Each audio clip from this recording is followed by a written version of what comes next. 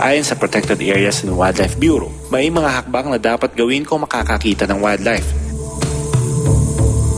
Kapag nakakita ng hayop sa inyong bakuran na hindi mapanganib tulad ng mga ibon o bayawak, kung gano'n na talagang nakatira ka naman sa lapit sa habitat ng hayop, ang advice namin, huwag niyong pakialaman kasi nga fight or flight eh. Kung hindi naman delikado tong hayop na to, ay aalis din yan.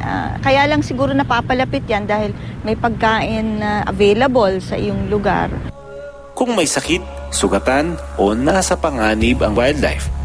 Kung injured yung hayop o mukhang may sakit, lalong-lalo nang hindi dapat hahawakan. Kasi may mga sakit din ngayon na nakakahawa sa tao na galing sa wildlife. Tumawag din kayo sa nearest na DENR office o sa Bureau of Animal Industry.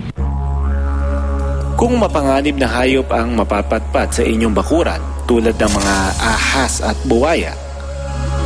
Kung mapanganib yung hayop, again, fight or flight yan. Pagka na-corner sila, tsaka lang sila mag-a-attack.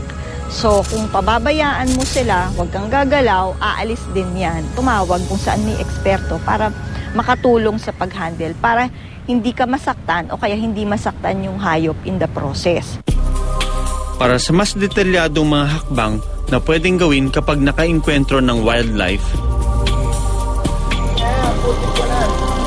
narinig nyo na pumunta sa Twitter at Facebook page ng Born to be Wild.